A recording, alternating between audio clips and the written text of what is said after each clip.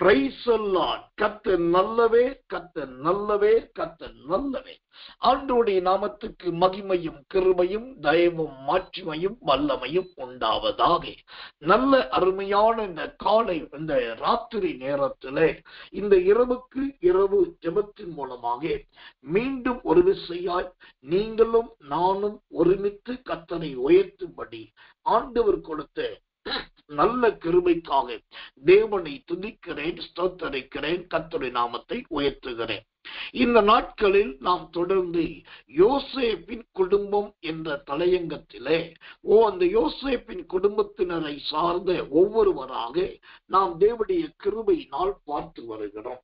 அந்த வரிசையிலே அவருடைய கிருபையினாலே முதலாவதாக யோசேப்பின் தாயாகிய ராகேலை குறித்து பார்த்தோம்.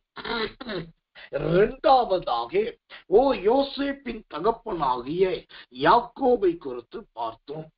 மூன்றாவது யோசேப்பின் மூத்த சகோதரனாகிய ரூபனை குறித்து பார்த்தோம். கர்த்தர் நல்லவே. நான்காவதாக சிமியோனை குறித்து பார்த்தோம். ஐந்தாவதாக கர்த்தர் நல்லவே யாக்கோபின் மூன்றாம் குமாரனாகிய லேவியை குறித்து நேற்றைக்கு நாம் பார்த்தோம். அந்த லேவியை குறித்து நான் சொல்லும் போது லேவியின் வாழ்க்கையை மூன்றாக பிரிக்கலாம் என்று சொன்னேன். எப்படி மூன்றாய் பிரிக்கலாம்? முதல் பகுதி லேவியின் மோசமான ஜீவியம் என்றும், இரண்டாம் பகுதி லேவியின் ஆவிக்குரிய ஜீவியம் என்றும், மூன்றாம் பகுதி லேவி என்று சொல்லப்படுகிற மனிதர்கள் யார் என்றும் பிரிக்கலாம் என்று சொன்னேன். அந்த வகையிலே நேற்றைக்கு 2 பகுதியை பார்த்தோம். இந்த லேவி எவ்வளவு பெரிய கோபக்காரன், ஆத்திரக்காரன், அகங்காரக்காரன் என்றெல்லாம் நேற்றைக்கு பார்த்தோம். அதோடு கூட லேவியிலிருந்து வந்த அந்த லேவி கோத்திரத்தை தேவன் எப்படி பயன்படுத்தினார் என்று சொல்லி அந்த லேவியை குறித்து அடுத்த 2ஆம் கட்டத்தை பார்க்க கர்த்தர் உதவி செய்தார். இந்த லேவியின் ஜீவியத்துல 3ஆம் பகுதியை இன்றைக்கு பார்க்க போகிறோம். அதனாலதான் இங்கு வாசிக்கிறோம், ஒரு வேத வசனத்தை வாசிக்கிறேன். என்னாகமத்தின் புஸ்தகம் 3ஆம் அதிகாரம் 12வது வசனம். என்னாகமம் 3:12. இஸ்ரவேல் புத்திரரில் கற்பம் திறந்து பிறக்கிற முதற் பேரான யாவுக்கும் பதிலாக நான் லேவியரை இஸ்ரவேல் புத்திரரிலிருந்து எடுத்துக்கொண்டேன், அவர்கள் என்னுடையவர்களாய் இருக்கிறார்கள். நான் லேவியரை இஸ்ரவேல் புத்திரரிலிருந்து எடுத்துக்கொண்டேன், அவர்கள் என்னுடையவர்களாய் இருக்கிறார்கள். இங்கு லேவியை குறித்தும் லேவியரை குறித்தும் சொல்லும் போது அவர்கள் என்னுடையவர்களாய் இருக்கிறார்கள் என்று கர்த்தர் ஒரு எக்கால முழக்கமிடுகிறதை பார்க்கும். அவர்கள் என்னுடையவர்களாய் இருக்கிறார்கள். அந்த வார்த்தை தெளிவா சொல்லுது, அவன் என்னுடையவனாய் இருக்கிறான் என்று சொல்லாமல் அவர்கள் என்னுடையவர்களாய் இருக்கிறார்கள். அப்படின்னா லேவி என்கிற ஒரு மனுஷன் இருந்தான். ஆனால் ஆரம்பத்துல அவன் ஒருவனாய் இருந்தாலும் தேவன் அவனை ஆசீர்வதித்து அவனை ஒரு கோத்திரமாக உருவாக்கி அந்த கோத்திரத்திலே 12,000 பேர் என்கிற தேவனுடைய ஆசரிப்பின் ஆசாரியர்கள் ஏற்படுத்தி அந்த 12,000 பேரிலிருந்து ஆசாரியத்துவ ஊழியத்துக்கென்று ஒரு பெரிய கூட்டத்தை பிரித்தெடுத்து அந்த ஆசாரிய கூட்டம் தவிர ஆலயத்தை காவல் காக்கிற கூட்டம் என்று இன்னொரு கூட்டத்தை உருவாக்கி அந்த காவல் காக்கிற கூட்டத்தை தவிர இந்த லேவியரில் உடன்படிக்கை பெட்டியை சுமப்பதற்கென்று ஒரு கூட்டத்தை ஏற்படுத்தி இந்த உடன்படிக்கை பெட்டியை சுமக்கிற ஒரு கூட்டம் என்று தவிர இந்த லேவியிலிருந்து கர்த்தரை துதிப்பதற்காக ஒரு கூட்டத்தை ஏற்படுத்தி துதிக்கிற கூட்டத்தை மாத்திரமல்லாமல் அந்த லேவியின் கூட்டத்திலிருந்து ஜனங்களை ஆசீர்வதிப்பதற்காக ஒரு கூட்டத்தை ஏற்படுத்தி ஆசீர்வதிக்கிற கூட்டம் மாத்திரம் அல்லாமல் கர்த்தர் இந்த லேவியிலிருந்து ஒரு அப்போஸ்தல கூட்டத்தையும் தேவன் ஏற்படுத்தினார். இப்படி லேவி என்கிற மனுஷனில் இருந்து இத்தனை கூட்டங்கள் பிறந்தது, இத்தனை கூட்டங்கள் பிரிந்தது, இத்தனை கூட்டங்கள் வளர்ந்தது. அவனுடைய பேரே 2 எழுத்துதான், லேவி. அந்த 2 எழுத்துடைய அவனுடைய வாழ்க்கையை ஒரு மனுஷனை வச்சு இவ்வளவு பெரிய பெரிய திட்டமிடுதலை தேவன் உருவாக்கி இருக்கிறார். நான் இந்த லேவியை குறித்து எடுக்க வேண்டும் என்று சொன்னால் குறைந்தபட்சம் 40 நாட்களுக்கு இந்த லேவியை குறித்த வேத பாடத்தை தினந்தோறும் எடுக்கலாம். தினந்தோறும் எடுத்தாலே குறைந்தபட்சம் 40 நாட்களுக்கு நாம் வேத பாடத்தை கவனிக்க. அந்த அளவுக்கு இந்த லேவிக்குள்ளாக பெரிய ரகசியத்தை, பெரிய மறைப்பொருட்களை தேவனாகிய கர்த்தர் வைத்திருக்கு. கடந்து போகட்டும். இப்போது இந்த லேவி என்று சொல்லப்பட்ட மனிதர்கள் யார் என்றுதான் நாம் பார்க்க போகிறோம் என்று சொன்னேன். தேவனுடைய நாமத்துக்கு மகிமையும் கிருபையும் தயவும் உண்டாவதாக. இந்த லேவி என்று சொல்லப்பட்டவர்கள் யார்? முதலாவதாக ஆதியாகமத்தின் புஸ்தகம் 46ஆம் அதிகாரம் 11வது வசனம். ஆதியாகமம் 46:11. லேவியினுடைய குமாரர் கெர்சோன், கோகான், மெராரி என்பவர்கள். இப்போ லேவி என்று சொல்லப்பட்டவர்கள் யார் என்று கேட்டால், லேவிக்கு பின்பு அவனுடைய 3 குமாரர்களும் இந்த லேவியின் வம்சத்தை, லேவியின் தலைமுறையை சார்ந்தவர்களாய் இருக்கிறார்கள். கர்த்தர் நல்லவே, கர்த்தர் நல்லவே, கர்த்தர் நல்லவே. அப்ப எனக்கன்பான தேவ பிள்ளைகளே, இப்ப இந்த லேவிக்கு 3 குமாரர் என்று நாம் வாசிக்கிறோம். அவனை குறித்த அந்த வசனம் சொல்வது 11ஆம் வசனம். 1 கெர்சோன், 2வது கோகாத், 3வது மெராரி. இந்த 3 பேர் யாரை எதை குறிக்கிறது என்று சொன்னால், இந்த லேவிக்கு பின்பாக 3 விதமான தலைமுறை மாத்திரமல்லாமல் இந்த 3 பேரும் 3 விதமான வேலைகளை செய்கிறவர்களாய் பிரிகிறதை பார்க்கலாம். ஒருவன் ஆராதிக்கிறவனாய் மாறுகிறான், ஒருவன் தேவனை சோதரம் உடன்படிக்கை பெட்டியை சுமக்கிறவனாய் மாறுகிறான், ஒருவன் சோதரம் ஆசாரியனாய் மாறுகிறான். அப்போ இந்த மூவருமே ஆண்டவர் அவர்களுக்கு 3 விதமான ஆவிக்குரிய வேலைகளை கொடுத்தார். இது எதை குறிக்கிறது?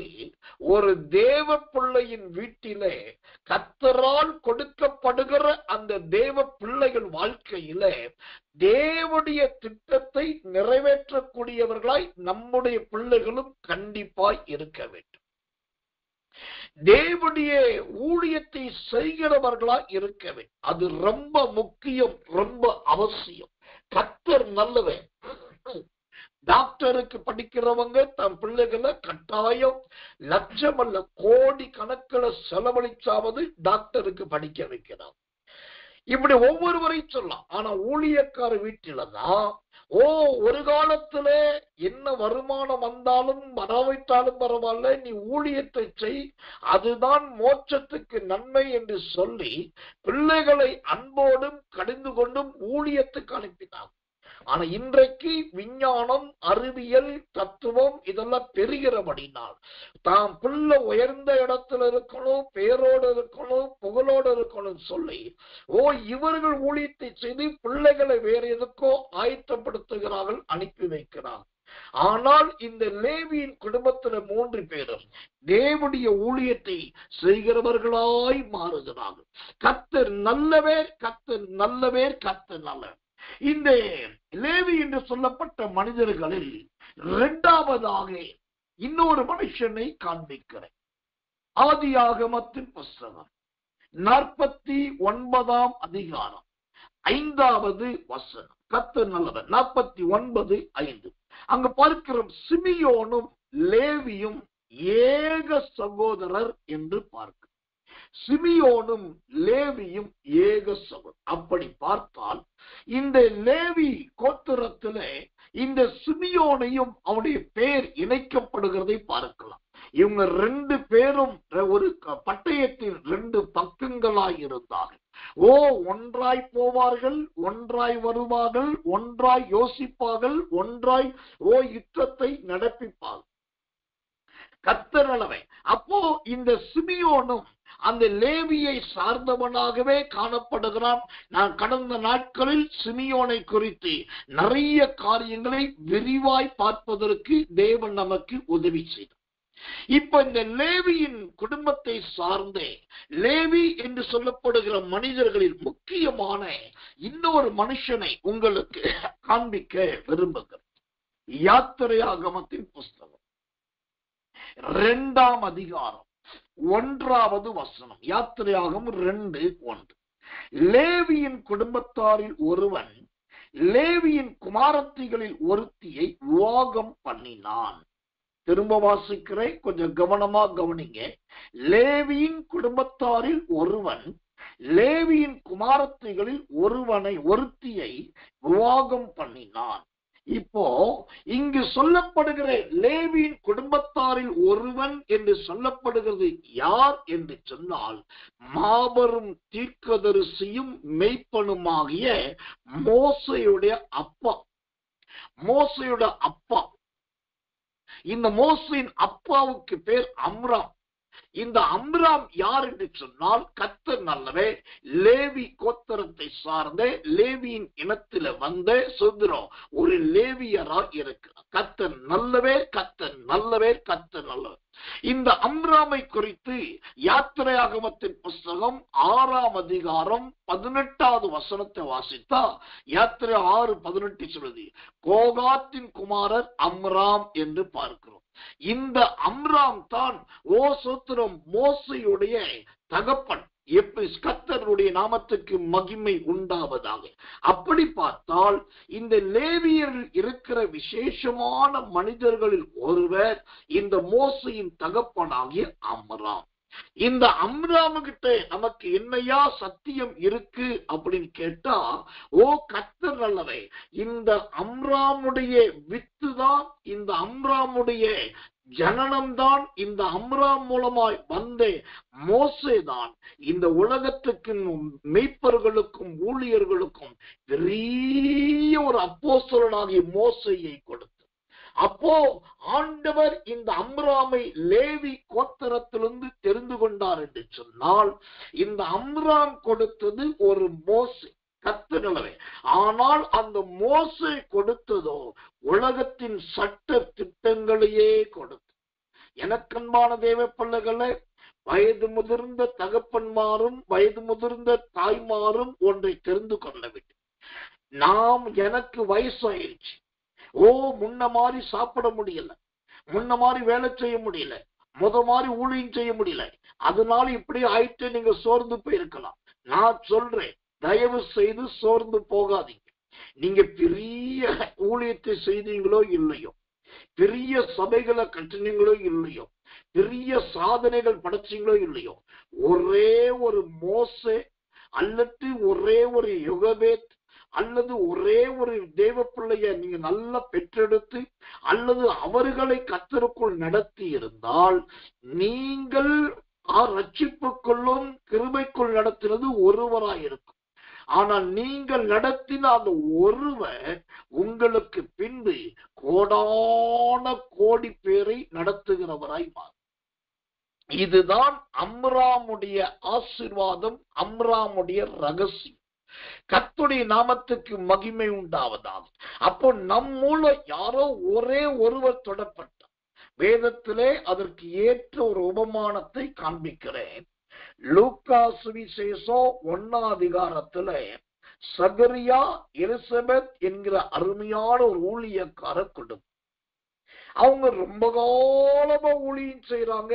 அந்த 5வது வசனம் 6வது வசனம் சொல்லுது, அவங்க உத்தமமா ஊழியம் செஞ்சாங்க, கபடற்றவர்களா இருந்தாங்க. ஆனாலும் பாருங்க, காலாகாலமா ஊழியம் செஞ்சும் அவங்களுக்கு ஒரு குழந்தை இல்லை, மலடனாகவும் மலடியாகவே இருந்துட்டாங்க. சரி, குழந்தையும் இல்லை, வம்சமும் இல்லை, தலைமுறையும் இல்லை. அப்ப இவ்வளவு ஊழியம் செஞ்சு என்ன பிரயோஜனம் சொல்லி அவர்கள் ஊழியத்தை விடல. முடி வயசு இருக்கிற வரைக்கும், உயிர் இருக்கிற வரைக்கும் ஊழியத்தை உண்மையாய் செய்வோம் என்று சொல்லி அவர்கள் உண்மையும் உத்தமமாய் அந்த ஊழியத்தை செய்து கொடுத்தார். தேவன் பார்த்தார், உன்னுடைய உத்தமத்தில் உறுதியாய் நிற்கிறீர்கள் என்று சொல்லி அவங்க வயது முதிர்ந்த காலத்துல அவர்களுக்கு ஒரு குமாரனை கொடுத்தா. அவனுக்கு பேர் யோவான் ஸ்நானகன். ஒரே ஒரு பிள்ளை யோவான் ஸ்நானகன். நல்லா கவனிக்க. இப்ப சகரியாவுக்கும் எலிசபெத்துக்கும் ரொம்ப காலம் கடந்து அவ்வளோ பிரயாசத்துக்கு அப்புறம் கிடைச்சது ஒரே ஒரு பையன் தான், ஒரு பிள்ளை. ஆனா அந்த ஒரு கிடைச்சது ஒரு பிள்ளையா இருந்தாலும் அந்த பிள்ளை செய்த சாதனை பார்த்தீங்கன்னா இயேசுவின் சாதனையை விட பெரிய சாதனை. இதை நீங்க ஒத்துக்கிறீங்களா இல்லையான்னு தெரியல, ஆனா பைபிள் வசனத்தின் ஆதாரத்தோடு சொல்ல, இயேசுவின் சாதனையை விட பெரிய சாதனை செய்தவன் இந்த யோவான் ஸ்நானகன். என்ன சாதனை செய்தான்? மார்க்கு சுவிசேஷம் 1ஆம் அதிகாரம் 5ஆம் வசனம் சொல்லுகிறது, எருசலேம் நகரத்தார் யாவரும் யூதேயா தேசத்தார் அனைவரும் அவனிடத்தில் வந்து அவனால் ஞானஸ்நானம் பெற்றார். எருசலேம் நகரத்தார் யாவரும் யூதேயா தேசத்தார் அனைவரும். பைபிள்ல அப்படித்தான் இருக்கு. அப்போ இந்த யோவான் ஸ்நானகன் ஊழியத்தின் மூலமா எருசலேமில் இருக்கிற எல்லாருமே ஞானஸ்நானம் எடுக்கிறாங்க. யூதேயா தேசத்துல இருக்கிற அத்தனை பேர் மனம் திரும்புறாங்க. இயேசுவின் ஊழியத்துல கூட கர்த்தர் நல்லவர். ஒரே பட்டணத்திலே ஒரே நாட்டிலே இப்படி முழு ரட்சிப்பு அல்ல, ஆனா யோவான் ஸ்நானகன் வாழ்க்கை. ஏன் இதை சொல்றேன்னா, அந்த சகரியா எலிசபெத் அவங்க அவ்வளோ கால ஊழியம் செஞ்சு அவங்களால விதைக்கப்பட்டது உருவாக்கப்பட்டது ஒரே ஒரு விதைத்தான். அந்த விதைத்தான் யோவான் ஸ்நானகன். ஆனா அந்த ஒரு விதை ஒரு யூதேயா தேசத்தையே ரட்சிக்கிறது, எருசலேம் பட்டணத்தையே ரட்சிக்கிறது, ஏரோது போன்ற ராஜாக்களையும் பிலிப்பு போன்ற ராஜாக்களையும் கதிகலங்க பண்ணுது. அதுதான் இங்கு பார்க்கிறோம். லேவியின் சிறந்த மனிதர்களில் ஒருவன் மோசையின் தகப்பனாகிய அம்ராம். அப்போ இன்னைக்கு கருத்தோடு இந்த தேவனுடைய வேத பாடத்தை கேட்கிறவர்கள் திரும்பவும் நான் சொல்றேன், நான் அதை பண்ணிடணும், இதை சாதிச்சிடணும், இதை முடிச்சிடணும், அதை பண்ணி காட்டணும் அப்படின்னு சொல்லி ரொம்ப ஒண்ணு ஓடிட்டு இருக்காதீங்க. உங்க மரணத்துக்கு முன்னாடி ஒரே ஒரு விதைய மட்டும் நீங்க உருவாக்கு. ஒரே ஒரு விதை. அந்த ஒரு விதை நல்ல விதையா நீங்க உருவாக்கிட்டீங்கன்னா உங்களுக்கு பின்னாடி அந்த ஒரு விதை பல லட்சம் பல கோடி பேரை உருவாக்கும். உங்களுக்கு தெரியுமா, இப்ப 2 பெரிய ஆபத்து இந்த உலகத்தை தேடி வந்துட்டு. முதல் ஆபத்து என்னன்னாக்கா, இந்த 2024 இந்த மார்ச் மாதத்திலிருந்து மே மாதத்துக்குள், மார்ச் முதல் மே மாதத்துக்குள்ளாக ஒரு பெரிய வானளாவிய ஒரு பாதிப்பு இருக்கிறது என்று சொல்லி சுதந்திரம் நாசாவிலிருந்து மற்ற விஞ்ஞானிகளும் சொல்லிக் கொண்டிருக்கிறார். அதனால விஞ்ஞான உலகம் இந்த 2024 கதி கலங்கி போயிருக்கு. மார்ச் மாசத்திலிருந்து மே மாதத்துக்குள் வானளாவிய ஒரு பெரிய இயற்கை சீற்றத்தின் அழிவு வரப்போகுது அப்படின்னு சொல்றாங்க. அது தடுக்கப்பட்டா நல்லதுன்னு சொல்லி என்னென்னமோ முயற்சிக்கிறார். 1. 2வது, இந்த உலகத்துக்கு இருக்கிற ஆபத்தின் செய்தி என்னன்னா, இந்த முழு உலகத்தை தேடி முழு உலகத்துக்கும் ஒரு அழிவு வரப்போகுது. அந்த அழிவு வந்தாக்கா எல்லாமே ஒட்டுமொத்த அழிஞ்சாலும் மரம் செடி கொடி மட்டும் அழியக்கூடாது அப்படின்னு சொல்லிட்டு ஒரு குறிப்பிட்ட இடத்துல, ஒரு வனாந்தரமான ஒரு இடத்துல ஒரு மிகப்பெரிய இடிக்க முடியாத அல்லது யாராலும் அவ்வளவு சீக்கிரத்தில் உள்ளே நுழைய முடியாத அளவுக்கு மிக உறுதியான ஒரு கட்டடத்தை கட்டி பூமிக்கு அடியில அந்த கட்டடத்துக்குள் நிறைய அறைகளை உண்டாக்கி இதுவரைக்கும் உலகத்தின் ஒவ்வொரு நாடுகளை சார்ந்த 4,50,000 விதைகளை பத்திரப்படுத்தி வைத்திருக்கிறார். 4 லட்சம் விதை, வெறும் விதைய மட்டும். அதுல இந்தியாவிலிருந்து விதையை அனுப்பி இருக்கிறார். அப்போ அவங்களுடைய நோக்கம் என்ன? எல்லாமே அழிந்தாலும் பரவாயில்ல, இந்த விதையை எடுத்து யாராவது போட்டுட்டாக்கா அதை எப்படியா முளைச்சி திரும்பவும் ஒரு மரம் செடி கொடி வரும், திரும்பவும் ஒரு உலகம் உண்டாகும் என்று. அப்போ இந்த உலகம் எதை நோக்கி போய்கொண்டிருக்கிறது? ஒரே ஒரு விதையை நம்பிதான், ஒத்த விதை. அந்த விதையை காப்பாற்றணும், அந்த விதை சாகக்கூடாது.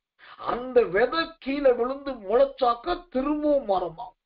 இப்ப உலகத்துக்கே இந்த நம்பிக்கை இருக்குன்னா, இந்த செய்தியை கேட்கிற உங்களுக்கு ஒரு ஆறுதலான செய்தியை சொல்றேன். நீங்க ஒரே ஒரு மோசையை பெற்றெடுத்தா போதும், இல்லாவிட்டா ஒரே ஒரு யோவாசானகனை பெற்றெடுத்தா போதும், ஒரு நபரை நீங்க ஆதாயம் பண்ணா போதும், அவர்கள் மூலமாய் ஆண்டவர் லட்சங்களையும் கோடிகளையும் மாற்ற போகிறார். கர்த்தர் நல்லவே, கர்த்தர் நல்லவே, கர்த்தர் நல்லவே. இந்த லேவியுடைய இனத்திலே, லேவியுடைய வம்சத்திலே, லேவியுடைய வரிசையில் வந்தவர் தான் இந்த மோசையின் தகப்பனாகிய அம்ராம். தேவனுடைய நாமத்துக்கு மகிமையும் கிருபையும் தயவும் உண்டாவதாக. அது மாத்திரமல்ல, மோசையின் சகோதரனாகிய ஆரோனை குறித்து ஒரு வசனம் ரொம்ப அப்பட்டமான முறையிலே சொல்லுகிறதை பாருங்கள். யாத்திரையாகமத்தின் புஸ்தகம் 4ஆம் அதிகாரம் 14வது வசனம். யாத்திரையாக 4:14. அப்பொழுது கர்த்தர் மோசே மேல் கோபம் உண்டவராகி, லேவியனாகிய ஆரோன் உன் சகோதரன் அல்லவா? ஆண்டவர் சொல்றார் பாருங்க, லேவியனாகிய ஆரோன். அப்போ இந்த லேவியின் ஊழியம் ஆதியாகமத்தோடு முடியல, அது யாத்திரையாகமத்தில் வருகிறது. லேவியின் ஊழியம் அவனோடு முடியல, அவனுக்கு அடுத்த தலைமுறையில வருது. இப்ப இந்த லேவியின் கோத்திரத்துல வந்தவன் தான் மோசையின் மூத்த சகோதரனாகிய ஆரோன். அதைத்தான் ஆண்டவர் சொல், லேவியனாகிய ஆரோன். இப்போ இந்த ஆரோனை வைத்து நாம் கற்றுக்கொள்ள வேண்டிய 2 சத்தியம் இருக்கிறோம். ஆரோனிடத்தில் இருக்கிற 2 சத்தியம் என்ன? நம்பர் 1, இந்த ஆரோனை போல கர்த்தருக்காக ஆசாரிய ஊழியத்தை ஒவ்வொருவரும் செய்ய வேண்டும். கர்த்தருடைய ஊழியத்தை நல்லா நிறைவேற்றணும், அது எல்லாருடைய தலைமையில் விழுந்த கடமை. இந்த ஆரோனிடத்திலிருந்து கற்றுக்கொள்ள வேண்டிய 2வது சத்தியம் என்ன? நல்ல ஊழியம் செய்யும் போது தேவையில்லாத ஆலோசனைகளுக்கு இடம் கொடுத்து நாம் தேவனுடைய சத்தியத்தை, உபதேசத்தை மாற்றக்கூடாது. இந்த ஆரோன் நல்ல ஊழியம் செய்தவன் தான். ஆனால் ஒரு கட்டம் வந்தபோது ஜனங்க எல்லாரும் கேட்ட உடனே நகைகள்லாம் வாங்கி கன்றுக்குட்டி செய்தான். அதனால் கர்த்தர் நல்லவே, அங்க பெரிய ஒரு பாதிப்பு வந்தது. அப்ப ஆரோன் இந்த லேவியினுடைய வம்சத்தை சார்ந்தவன் தான். இவனும் அங்கு ஒரு விசேஷமான விஐபியா இருக்கிறான். ஆனா இந்த ஆரோனிடத்தில் நாம் கற்றுக்கொள்ள வேண்டியதும் இருக்கிறது, எச்சரிக்கையா இருக்க வேண்டியதும் இருக்குது. இந்த ஆரோனிடத்தில் எனக்கு ரொம்ப பிடிச்ச ஒரு காரியம் என்ன தெரியுமா? எத்தனை பேருக்கு இந்த ஆரோனுடைய முடிவு தெரியும் என்று எனக்கு தெரியல. கர்த்தர் நல்லவன். ஆனால் ஒரு நாள் மோசே ஆரோனை பார்த்து சொல்லுகிறான், ஆரோனே, நீ அந்த ஓர் என்னும் மலைக்கு போ, அங்க போய் சோத்திரங்கள் உன்னுடைய பிள்ளைகளையும் கூட கூப்பிட்டு போ. அங்க நிற்கும் போது உன்னுடைய வஸ்திரத்தை கலற்றி உன் பிள்ளைகளுக்கு மகனுக்கு போடு. அங்க போட்ட உடனே உன்னுடைய ஆசாரிய வஸ்திரம் உன் மகனுக்கு போட்ட பின்பு கர்த்தர் நல்லவன், நீ அங்கே மரித்து போவாய் என்று மோசே சொல்லு. இப்ப நடக்கிறது என்ன? மோசே மேலே போயாச்சு, ஆரோனுடைய குமாரர் மேலே வந்தாச்சு, ஆரோனும் வந்தாச்சு. இப்போ ஆரோன் சாக வேண்டிய நேரம் வருகிறது, அங்க மரிக்கிற நேரம் வருது. அப்போ ஒட்டுமொத்த இஸ்ரவேலர் கீழே நின்று பார்த்து கொண்டிருக்கிறார்கள். கர்த்தர் நல்லவே. அப்ப நடக்கிறது என்ன? மோசே ஆரோனுடைய வஸ்திரத்தை கலற்றி ஆரோனுடைய குமாரர்களுக்கு போடுகிறான். கர்த்தர் நல்லவே. போட்டு கொஞ்ச நேரத்துல ஆரோன் அங்கே அப்படியே மறிக்கிறான். போகும்போது மோசையும் ஆரோனும் ஆரோனின் குமாரர்களும் போனார்கள். திரும்பி வரும்போது ஆரோன் அங்கே மறித்தான். கர்த்தர் நல்லவே. இப்போ இவர்கள் மட்டும் இறங்கி வருகிறார்கள். எல்லா இஸ்ரவேலர் பார்க்கத்தக்கதாக கர்த்தர் நல்லவே. இந்த ஆரோன் கர்த்தருக்காக தன் ஜீவனை கொடுத்தான் ஐயா. இதுதான் இந்த ஆரோனிடத்தில் இருக்கிற உச்சபட்ச ஒரு சவால் மிகுந்த வாழ்க்கை. கர்த்தர் நல்லவே, கர்த்தர் நல்லவே, கர்த்தர் நல்லவே. இப்படிப்பட்ட மரணங்கள், மகிமையின் மரணங்கள் இன்றைக்கு இருக்கிறதா என்பதை பாருங்கள். இன்றைக்கு சாயங்காலத்திலே ஒரு மரண செய்தி எனக்கு வந்தது. தமிழ்நாட்டிலும் கேரளாவிலும் இந்தியாவிலும் அதிக வல்லமையாய் பயன்படுத்தப்பட்ட ஒரு பரிசுத்தவான் பாஸ்டர் வர்கீஸ், வயது முதிர்ந்த மனுஷன், இப்போ நல்ல வயது முதிர்ந்தவர். ஆனா ஒரு காலத்துல பயங்கர கன்வென்ஷன் பிரசங்கியம். இன்னைக்கு மாலை வந்த செய்தியின்படி அந்த மாபெரும் பரிசுத்தவான் கர்த்தருக்குள் மரித்து விட்டார். ஏன் இதை சொல்றேன்னா, உங்களுக்கும் சரி எனக்கும் சரி ஒரு நாள் மரணம் என்பது கண்டிப்பாய் உண்டு. ஆனால் அந்த மரணம் எப்படி இருக்கணும்? லேவியனாகிய ஆரோனை போல எல்லாரும் பார்க்க ஒரு சாட்சியா இருக்கும். எல்லாரும் பார்க்க ஒரு சாட்சி. அதுல ஆரோனுடைய மரணத்தில் எனக்கு பிடிச்ச இன்னொரு காரியம் என்னன்னா, அவன் மரிக்கும் போது அவனுக்கு அடுத்ததாக உடனே அங்கே பிரதிஷ்டை பண்ணப்பட்டது. ஆரோன் கண் பார்க்க, ஆரோன் உயிரோடு இருக்கும் போதே இன்னொருத்தன் பிரதிஷ்டை பண்ணப்பட்டு இந்த ஆரோன் மரிக்கிறான். அவனை கிளை வெட்டப்படவில்லை, அவனை நுனி அருந்து போகவில்லை, அவனை வேர் செத்து போகவில்லை, அது தொடர்கிறது. அப்ப இந்த மோசையின் மூத்த சகோதரனாகிய ஆரோன் அவன் ஒரு லேவியன். இந்த ஆரோனை போல நம்முடைய வாழ்க்கை ஒரு சவால் மிகுந்ததாக, வைராக்கியம் உள்ளதாக, கர்த்தர் நல்லவே, தேவனுக்காக நம்மை பரிபூர்ணமாய் ஒப்பு கொடுக்கக்கூடியதாய் இருக்க வேண்டும். கர்த்தருடைய நாமத்துக்கு மகிமையும் கிருபையும் தயவும் உண்டாவதாக. கர்த்தர் நல்லவே, கர்த்தர் நல்லவே, கர்த்தர் நல்லவே. அடுத்ததாக இந்த லேவியின் வம்சத்திலே சிறப்பானவர்கள் யார் என்று சொன்னால் நிறைய பேரை நாம் பார்க்கலாம். இதுல அடுத்த ஒரு நபரை காண்பிக்கிறேன். என்னாகமத்தின் புஸ்தகம் 3ஆம் அதிகாரம் 22வது வசனம். என்னாகமம் 3ஆம் அதிகாரம் 22வது வசனத்தை வாசிக்கிறேன். ஜெபத்தோடு கவனிங்கள். கர்த்தருடைய நாமத்துக்கு மகிமை உண்டாவதாக.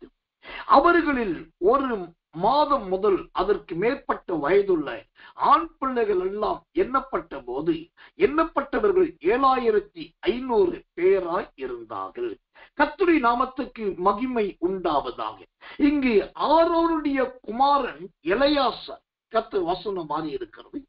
ஆரோனுடைய குமாரன் எலெயாசார். இந்த எலெயாசாரும் தான் ஒரு லேவி என்கிறதை பகிரங்கப்படுத்துகிறார். கர்த்தர் பகிரங்கப்படுத்துவது மாத்திரம் அல்ல, அந்த லேவியின் கோத்திரத்திலே, லேவியின் வம்சத்திலே, லேவியின் இனத்திலே வந்த அந்த எலெயாசார் தன் தகப்பன் செய்த ஊழியத்துக்கு அடுத்ததாக தன்னையும் அவன் ஊழியத்துக்காக முழுவதுமாய் ஒப்பு கொடுக்கிறவனாய் இருக்கிறார். இந்த எலெயாசார் மூலமாக கர்த்தர் செய்த காரியங்கள் நாம் என்னாகமத்தின் புஸ்தகத்திலும் யாத்திரையாகமத்திலும் நிறைய பார்க்கலாம். அப்போ அந்த வேர் எப்படி தொடருகிறது என்பதை பாருங்கள். அந்த சந்ததி எப்படி படருகிறது என்பதை பாருங்கள். எனக்கு தெரிந்த ஒரு ஊழியம், நான் சமீபத்துல நானும் இன்னொருத்தர் பேசிட்டு, அப்போ அவர் என்னோட பேசிக்கிட்டு சொன்னாரு, ஆமா பாஸ்டர், தலைமுறையே இல்லாதவர், அதாவது வம்சமே இல்லாத இவர்கள் உலகம் முழுவதும் பரவி இருக்கிறார். எனக்கு தெரிஞ்ச ஒரு ஊழியம், அவங்க கல்யாணம் பண்றது கிடையாது, அவங்களுக்கு மனைவி கிடையாது, பிள்ளைகள் கிடையாது, பெண்களா இருக்கிறவர்களும் புருஷனும் கிடையாது, பிள்ளைகளும் கிடையாது, அவர் விவாகம் பண்றதும் கிடையாது. அதுல ரொம்ப உறுதியா இருக்கிறார்கள். இப்ப அவங்க அடுத்த தலைமுறை என்று சொன்னா யாருன்னே கிடையாது. இவருடைய பையன்தான் வரணும், இவங்களுடைய மகதான் வரணும் என்று சொல்வதற்கு அந்த வம்ச பிரச்சனையே, தலைமுறை பிரச்சனையே இல்லை. ஆனா அப்படி கல்யாணம் பண்ணாம பிள்ளைகளையும் பெற்றெடுக்காம இவர்களுக்கு அடுத்து யார் என்று தெரியாமல் இருக்கிற அந்த ஊழியம் இன்றைக்கு உலகளாவிய ஒரு ஊழியமாய் வளர்ந்து கிட்டத்தட்ட 100 நாடுகளுக்கு மேலாக பரவி விரிந்திருக்கு. அது தமிழ்நாட்டிலேயே எத்தனையோ பல 1000 கோடிக்கான ரூபாய்க்கான சொத்துக்கள் உண்டு. கேரளாவில ஒரு முறை இந்த ஊழியத்துக்கு நான் போயிருந்தேன். அங்க போய் பார்த்தா அவங்களுடைய இடங்களும் கட்டடங்களும் குமிகிற ஜனங்களும் அவர்கள் ஆராதிக்கிற முறைமைகளும் பார்த்தா அவ்வளவு மலைக்க வைத்தது, பிரமிக்க வைத்தது. ஒரே ஒரு ஆச்சரியம், இன்னைக்கு கல்யாணம் பண்றோம், பிள்ளைகளை பெற்றெடுக்கிறோம், நம்முடைய சொத்துக்களுக்கு, ஆஸ்திக்கு, செல்வாக்குக்கு, பணத்துக்கு, நகைக்கு, எல்லாத்துக்கும் அடுத்த ஒரு வாரிசு வைக்கிறோம். இல்லாட்டி அவங்க ஊழியமே செய்யாட்டி அவங்களுக்கு காவலாளியா வைக்கிறோம். ஆனா இவங்களுக்கு எந்த விதமான வாரிசும் கிடையாது. வாரிசே இல்லாதவர்கள் வாரிசு வாரிசாய் ஊழியம் செய்யலாம். அதுல ஒரு ஆச்சரியம் என்ன தெரியுமா? எனக்கு தெரிந்து அந்த ஸ்தாபனத்துல ஒரு ஊழியக்கார், அவர் ஏறத்தாழ ஒரு தலைமை போது, உலகளாவிய இருக்கிற எல்லா சபைகளுக்கும் அவர் தலைமை போதவராக இருந்தார். ஆனா அவருக்கு 2 கண்ணும் தெரியாது. 2 கண்ணு தெரியாத அவர், முழு பார்வையும் கிடையாது. அவருடைய இளம் வயதுல பார்வை போயிடுச்சு. இப்ப கண்ணு தெரியாமத்தான் ஆண்டவர்கள் வந்தார். இப்ப ஊழியத்துக்கு ஒப்பு கொடுத்தார். அந்த ஊழியத்தை நல்லா செய்ய ஆரம்பிச்சா கர்த்தர் அவரை ஆசீர்வதிச்சு 2 கண்ணும் தெரியாதவர் நல்லா வளர ஆரம்பிச்சார். அப்புறம் ஒரு சபை 2 சபைக்கு போதகரானார், அப்புறம் மாவட்டத்துக்கு போதகரானார், மாநிலத்துக்கு போதகரானார், அப்புறம் இந்தியாவுக்கு போதகரானார். இப்ப உலகளாவிய அகில உலக தலைவரா. அப்ப எனக்கு ஒரே ஆச்சரியம், 2 கண்ணும் தெரியாத ஒருவர், இந்த பெண் இப்படி, இந்த ஆண் இப்படி, இந்த ஊழியக்காரர் இப்படி, இந்த ஊழியக்காரி இப்படி என்று கணிக்க தெரியாத அவர், யாரையும் வைத்து இவங்களுடைய ரூபம் இப்படி என்று பார்க்க முடியாத அவர், அவ்வளோ பெரிய உலகளாவிய சபையை அவர் நிர்வகிக்கிறார். அவர் இருந்த இடத்துல அவருக்குன்னு ஒரு சபை கொடுத்தார்கள். அந்த சபையில மட்டும் உடன் ஊழியக்காரர்கள் கிட்டத்தட்ட 1800 பேர் தங்கியிருந்தாங்க. எல்லாருக்கும் 1008 பேர் தங்குறதுக்கு 1008 ரூம்ஸ் பண்ணணும். அப்புறம் அவ்வளவு பேருக்கு ஃபுட் அலாட் பண்ணணும், அங்க வர்ற ப்ராப்ளத்தை சால்வ் பண்ணணும், அவ்வளவு பேருக்கு மினிஸ்ட்ரி கொடுக்கணும், நிறைய எல்லாத்தையும் கைட் பண்ணணும், எல்லாம் அங்க வருகிற அட்மினிஸ்ட்ரேஷன் பார்க்கணும், மேனேஜ்மெண்ட்டை பார்க்கணும். எல்லாம் நேர்த்தியாய் நடக்குது. 2 கண்ணு தெரியாதவர் தான், ஆனா அவரை கொண்டு கர்த்தர் மகிமையை நிறைவேற்றார். இதெல்லாம் ஏன் சொல்றேன்னா, இன்னைக்கு எல்லாம் இருந்தும் மூளையில உட்கார்ந்துட்டு அழுகிறது, முடுக்குல உட்கார்ந்துட்டு அழுகிறது, ஐயோ நான் பலவீனப்பட்டுட்டேன்னு சொல்றது, என்னால முடியலன்னு சொல்றது, அடுத்து என்ன பண்றதுன்னு தயங்குறது. நான் சொல்றேன், உங்களுடைய அழுக்கான கந்தை வஸ்திரத்தை தூக்கி எறிந்து விட்டு கர்த்தரிடத்தில் வாருங்கள். உங்கள்கிட்ட கண்ணு இருக்கா, காது இருக்கா, மூக்கு இருக்கா, வாய் இருக்கா, பல்லு இருக்கா, கை இருக்கா, கால் இருக்கா, அதெல்லாம் பார்க்க வேண்டாம். அதுல எது இல்லாட்டியும் பரவாயில்ல. அவர் எதிர்பார்க்கிற ஒன்றே ஒன்று, அவர் சொல்லுகிறதை நீங்கள் செய்ய ஆயத்தமா. ஆரோனை போல இடையிலே கன்றுக்குட்டியை தேடாமல், ஆரோனை போல இடையிலே நகை வசூல் பண்ணுவதை தேடாமல், ஆரோனை போல மக்களை பிரியப்படுத்த தேடாமல், தேவனை மட்டுமே பிரியப்படுத்தி, தேவனை மட்டுமே சந்தோஷப்படுத்தி, தேவ திட்டத்தில் ஓடுவதற்கு நீங்கள் ஒப்பு கொடுத்தீர் என்று சொன்னால், வயது முதிர்வின் காலத்திலே சகரியாவையும் எலிசபெத்தை ஆசீர்வதித்தவன், மோசையை ஆசீர்வதித்தவன் உங்களையும் ஆசீர்வதிப்பார். இப்போ இந்த ஆரோனுடைய குமாரனாகி எலியாசார் அடுத்த வட்டத்துக்கு அங்கு வருகிறார். தேவன் அந்த வேரை அருந்து போக விடவில்லை. அப்போ கர்த்தருடைய ஊழியக்காரனாக நான் தேவனுடைய பரிசுத்தாவின் அபிஷேகத்தில் நிரம்பி சொல்லுகிற ஒரு காரியம் என்ன, உங்களுடைய வேர் அருந்து போகாது. உங்களுடைய சந்ததி துண்டிக்கப்படாது. தேவன் உங்களை முளைக்க பண்ணுவார், தேவன் உங்களை தளிர்க்க பண்ணுவார், தேவன் உங்களை கிளைவிட பண்ணுவார், தேவன் உங்களை மரமாய் மாற்று. கர்த்தர் நல்லவே, கர்த்தர் நல்லவே. அந்த ஒரு திட நம்பிக்கை கொள்வார்கள், அந்த அஸ்திவார விசுவாசத்துக்குள் வாருங்கள். கர்த்தருடைய கிருபை பெரிய காரியத்தை செய்வதாக. கர்த்தர் நல்லவே, கர்த்தர் நல்லவே, கர்த்தர் நல்லவே. அடுத்ததாக இந்த லேவி கோத்திரத்துல இருந்தாங்க பாருங்க, எப்படிப்பட்டவர்கள் இருந்தார்கள் என்பதற்கு இன்னொரு வித்தியாசமான வசனத்தை உங்களுக்கு நான் காண்பிக்கிறேன். எஸ்ராவின் புஸ்தகம் 3ஆம் அதிகாரம் 12வது வசனம். எஸ்ரா 3ஆம் அதிகாரம் 12வது வசனத்தை வாசிக்கிறேன், ஜெபத்தோடு கவனியுங்கள். அங்கு தேவனுடைய வார்த்தை இவ்விதமாய் சொல்லுகிறது, கர்த்தர் நல்லவே, கர்த்தர் நல்லவே. எனக்கு அந்த வார்த்தை ரொம்ப பிடிச்சிருச்சு. எஸ்ரா 3:12 வாசிக்கிறேன், கர்த்தர் நல்லவே. முந்தின ஆலயத்தை கண்டிருந்த முதிர் வயதான ஆசாரியரிலும் லேவியரிலும், முந்தின ஆலயத்தை கண்டிருந்த முதிர் வயதான ஆசாரியரிலும் லேவியர். இப்போ எஸ்ராவின் காலத்தை நெருங்கும் போது அந்த லேவி மற்றும் லேவியர்கள் எப்படி ஆயிருக்காங்க? நல்ல வயது முதிர்ந்த முதிர் வயதாகிவிட்டார், முதிர் வயதுள்ளவர்களாகிவிட்டார். கர்த்தர் நல்லவே, கர்த்தர் நல்லவே. ஆனால் உனக்கு வயசாயிருச்சு, நீ வயது மூத்தவனாகிவிட்டாய், முதிர் வயதாகிவிட்டாது என்று சொல்லி ஆண்டவர் அவர்களை விடலை. அந்த முதிர் வயதான லேவியருக்கென்று ஒரு அழகான நன்மையை வைத்திருந்தார் பாருங்க. என்ன நன்மை தெரியுமா? அந்த எஸ்ரா 3:12 திரும்ப வாசிக்கிறேன். முந்தின ஆலயத்தை கண்டிருந்த முதிர் வயதான ஆசாரியரிலும் லேவியரிலும் பிதாக்கள் வம்சங்களின் தலைவரிலும் அநேகர் இந்த ஆலயத்துக்கு தங்கள் கண்களுக்கு முன்பாக அஸ்திபாரம் போடப்படுகிறதை கண்டபோது மகா சத்தமிட்டு அழுதார்கள். வேற அநேகம் பேரோ கம்பீர சந்தோஷமாய் ஆர்ப்பரித்தார். அல்லேலூயா. முதிர் வயதான அந்த லேவியரை ஆண்டவர் கைவிடாமல் அந்த முதிர் வயதிலும் அவர்களுக்கு ஒரு சந்தோஷத்தை கொடுக்க விரும்பினார். என்ன சந்தோஷம் தெரியுமா? அந்த முதிர் வயதுல அவங்க பார்க்கிறாங்க, தேவனுடைய ஆலயம் கட்டுவதற்கு அழகான முறையிலே நல்ல தேவ மனுஷர்களை கொண்டு அஸ்திபாரம் போடப்படுகிறது. இந்த அஸ்திபாரம், ஆலயம் கட்ட அஸ்திபாரம், தேவாலயம் கட்ட அஸ்திபாரம், தேவனுடைய ராஜ்யம் கட்ட அஸ்திபாரம் போடுறத பார்த்த உடனே அந்த வயது முதிர்ந்த லேவியர்கள் சத்தமிட்டு அழுகிறாங்க. இதுக்குத்தானே நாங்க இவ்வளவு கஷ்டப்பட்டோம், இதுக்குதானே இவ்வளவு பிரயாசப்பட்டோம்.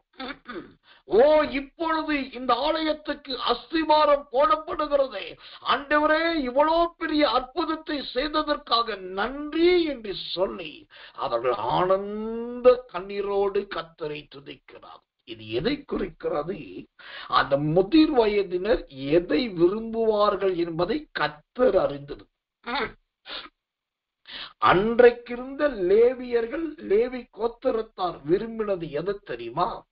தேவனுடைய ஆசாரியத்துவத்தை விரும்பினார்கள், தேவனுடைய உடன்படிக்கை பெட்டியை விரும்பினார்கள், தேவனுடைய ஊழியத்தை விரும்பினார்கள், தேவனுடைய ஆலயம் கட்டுவதை விரும்பினார்கள். இதை இருதயத்தின் ஏக்கத்தை அறிந்த தேவன் அவங்களுடைய முதிர் வயதிலே அவர்கள் கண் காணத்தக்கதாய் ஆலயத்துக்கு அஸ்திபாரம் போடுவதை பார்க்கவும், அதற்காக தேவனை துதிக்கவும் கர்த்தர் கிருபை செய்தார்.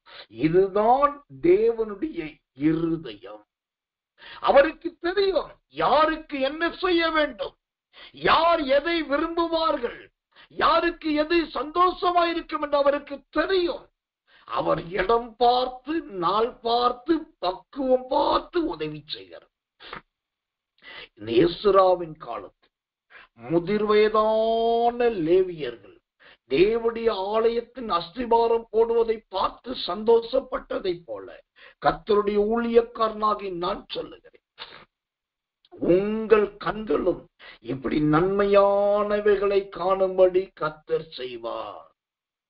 எங்க திட்டத்தை நடக்காமலே கண்ணை மூடிடுவேனோ பயப்படாதீங்க. சொன்னது நிறைவேறாமலே செத்து போவேனோ பயப்படாதீங்க. ஆண்டோட வசனம் நிறைவேறாம போயிருமோ பயப்படாதீங்க.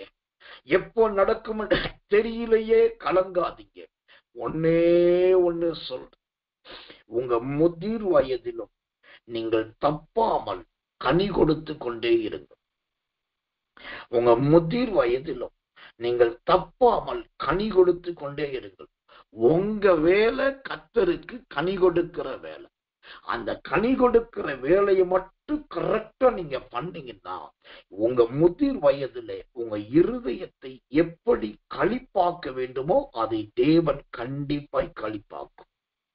அது நிச்சயமாய் நிறைவேற்றி பிடிப்பார். அது வீண் போகவே போகாது. கர்த்தர் தம்முடைய ஜெயத்தின் கிருபையை உங்களில் வைப்பார். கர்த்தர் நல்லவே, கர்த்தர் நல்லவே, கர்த்தர் நல்லவே. ஆண்டவருடைய நாமத்துக்கு மகிமை உண்டாவதாக.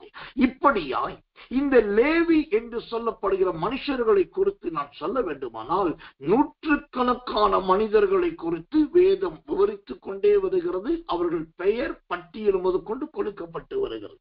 இப்ப அடுத்ததாக இந்த லேவியில ஓசத்திர புதிய ஏற்பாட்டில் 2 மனிதர்களை உங்களுக்கு நான் காண்பிக்க விரும்புகிறேன்.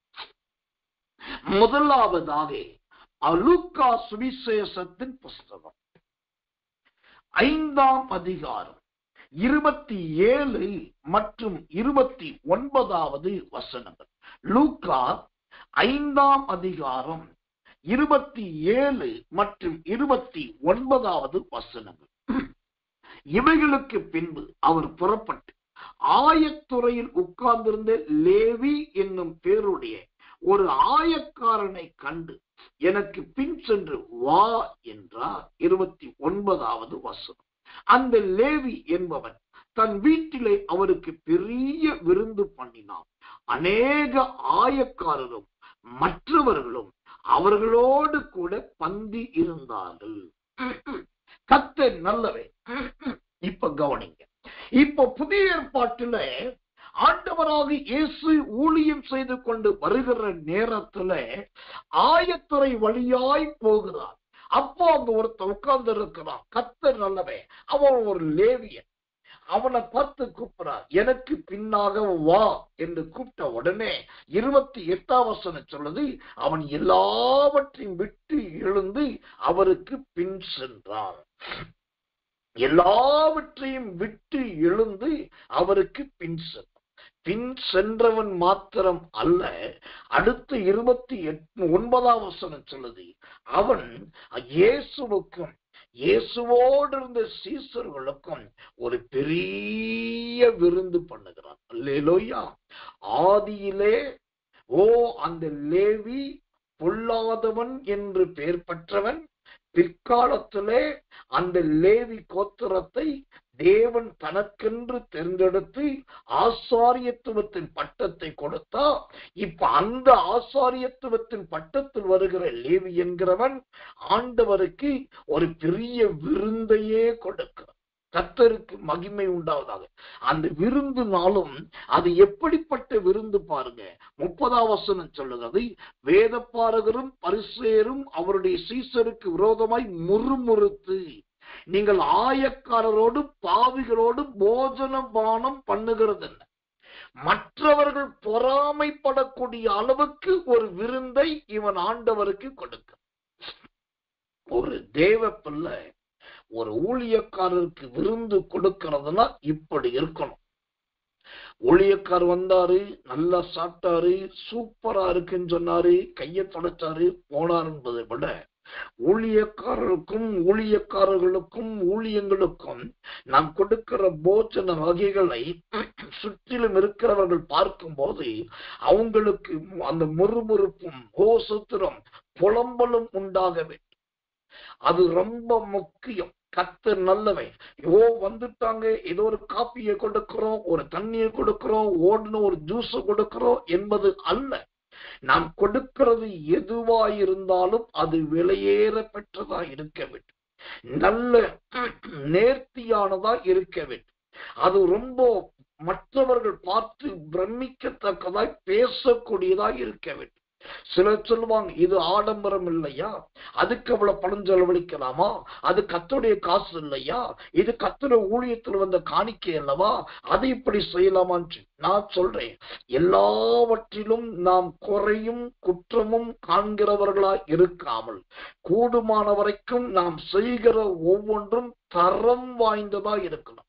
இந்த விருந்துல எனக்கு பிடிச்ச ஒரு வார்த்தை என்னன்னா, அந்த மத்தேயு 5:29 சொல்லுது, அவருக்கு பெரிய விருந்து பண்ண, நாம் பண்ண விருந்த பெரிய விருந்து. அப்போ கொடுக்கிறது சாப்பாடு, அந்த சாப்பாடு தானே என்று சொல்லி கையிலுக்கிற போஜனத்தை கொடுக்காமல் அது ஒரு விருந்தாய் மாற்றி கொடுக்கும். இப்ப லேவியுடைய தன்மை எப்படி ஆகுது பாருங்க. சரி, இவன் பெரிய விருந்து கொடுத்தானே, அந்த விருந்து அவருக்கு மட்டுமா என்று கேட்டால் அவருக்கு மட்டுமல்ல, அவரோடு கூட இருந்த 12 சீசர் அப்போஸ்தலர்கள், 12 அப்போஸ்தலர்களோடு 70 சீசர்கள், 70 சீசர்களோடு அந்த வசனம் சொல்லுது. இப்ப மற்ற ஆயக்காரர்களும் வந்துட்டாங்க. இப்ப எல்லாருக்கும் சேர்த்து விருந்து. உங்களுக்கு தெரியுமா, எஸ்தர் புஸ்தகத்துல மொத்தம் 1 முதல் 10 அதிகாரம் தான் உண்டு. எஸ்தர் புஸ்தகத்துல 10 அதிகாரம். நீங்க அதை நல்லா படிச்சு பார்த்தீங்கன்னா 10 அதிகாரத்துல 10 விதமான விருந்து இருக்கிறத நீங்க கண்டுபிடிக்கணும். நீங்க வேணுமானா இன்னைக்கு ராத்திரியே உட்கார்ந்து படிச்சு பாருங்க.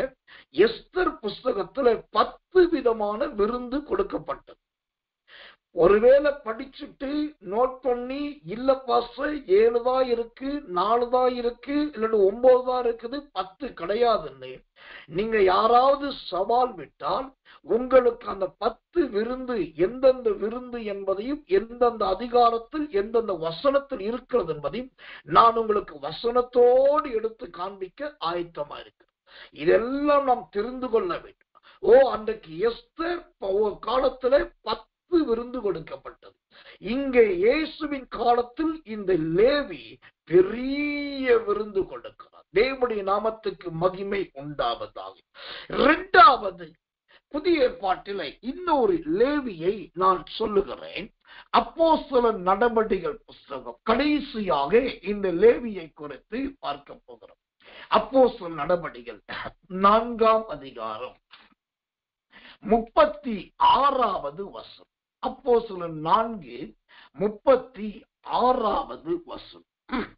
சீப்ரு தீவானும் லேவியனும் அப்போஸ்தலராலே ஆறுதலின் மகன் என்று அர்த்தம் கொள்ளும் பர்னபா என்னும் மறு பேர் பெற்றவனுமாகிய யோசே என்பவன்.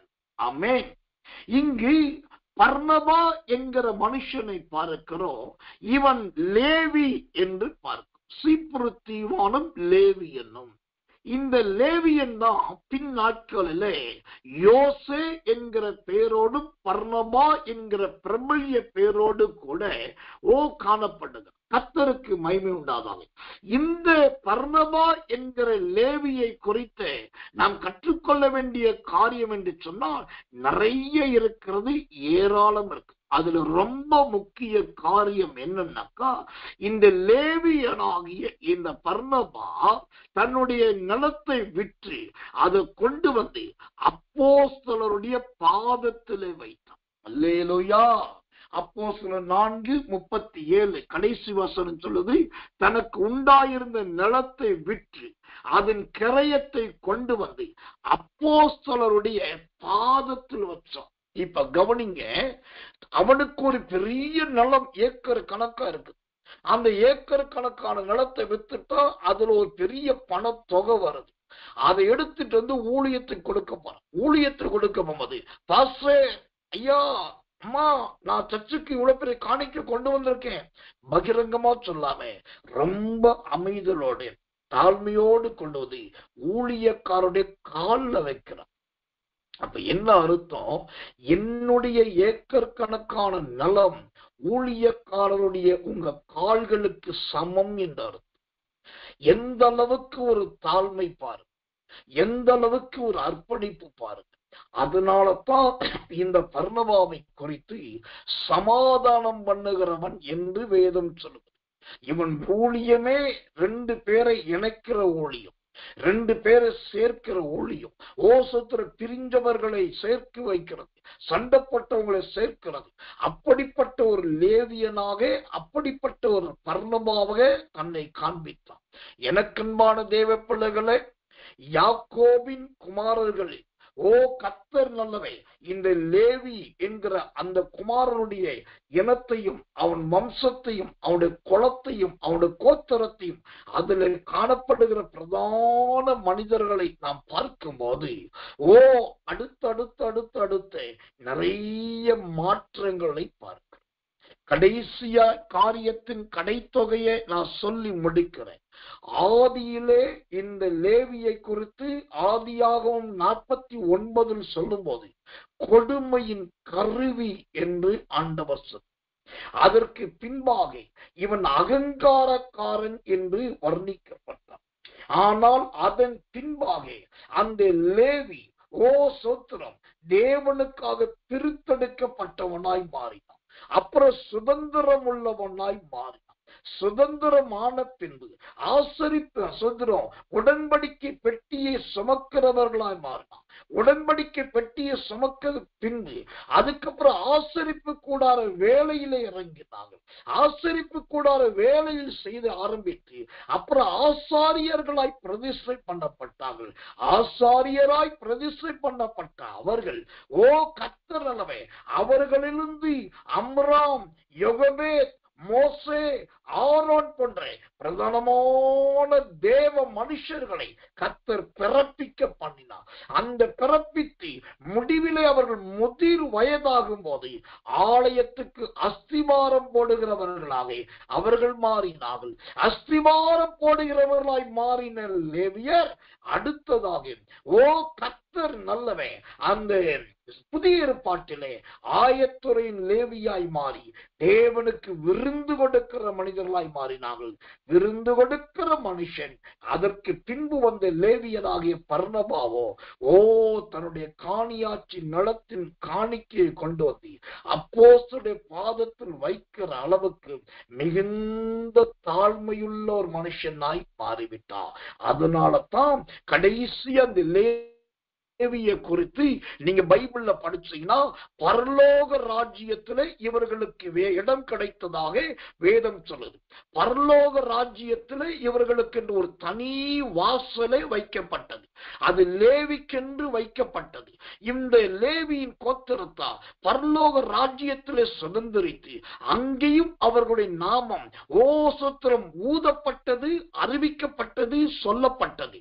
எனக்கன்பான தேவ பிள்ளைகளே, இந்த லேவியின் ஆரம்ப வாழ்க்கை பயம் கொண்டதாய் இருக்கலாம். ஆனால் இந்த லேவியின் அடுத்தடுத்த ஜீவியம் நிறைய மாற்றங்களையும் முன்னேற்றங்களும் கொடுக்கிறது. கடைசியா நான் சொல்லி முடிக்கிறேன்.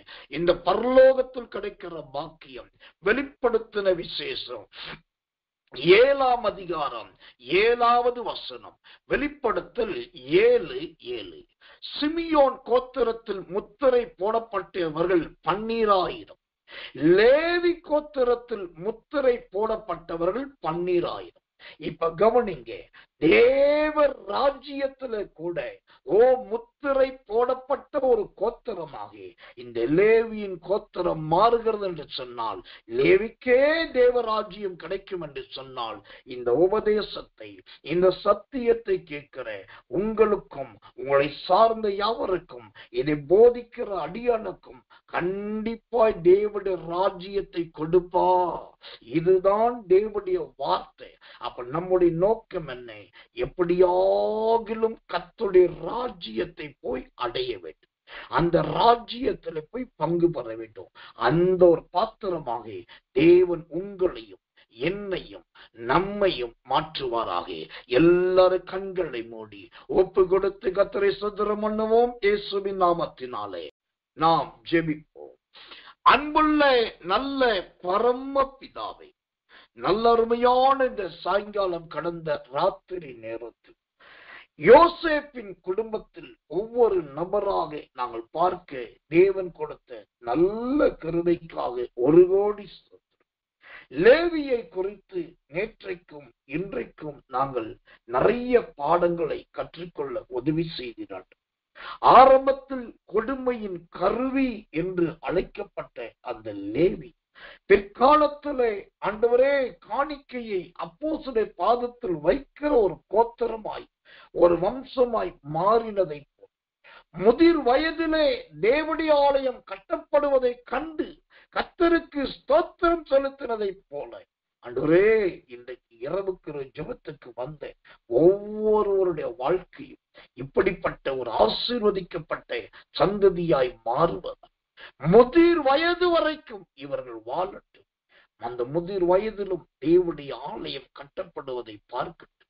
முக்கியமாய் பர்னபாவை போல சமாதானம் பண்ணுகிறவர்கள் பாக்கியவான்கள் என்ற வார்த்தையின்படி அந்த பர்னபா லேவியனாகிய பர்னபாவை போல ஒரு சமாதானத்தின் பாத்திரமாய் நீருடைய பிள்ளைகள் எடுத்து பயன்படுத்தும். ஆண்டவரே ஒருவரை ஒரு இணைக்கிற, ஒருவருக்கு ஒருவர் சமாதான உடன்படிக்கை உண்டு பண்ணுகிற அந்த பர்னபாவாக எல்லாரையும் பயன்படுத்தும். இரவில் நல்ல நித்திரை தாரும், 5 நித்திரை தாரும், கெட்ட சொப்பனங்களுக்கு பயங்களுக்கு விலக்கி காத்துக்கொள்ளும். அதிகாலை இருட்டோடு ஜெபத்தில் கலந்து கொண்டு உடைய நாமத்தை உயர்த்த நீர்தாமே இரக்கம் பாராட்டும். தாழ்த்தி ஒப்புவிக்கிறோம். இயேசுவின் ரத்தம் செய்யும். இயேசுவின் நாமத்தில் ஜெபிக்கிறோம் நல்ல பிதாவே. ஆமென், ஆமென், ஆமென்.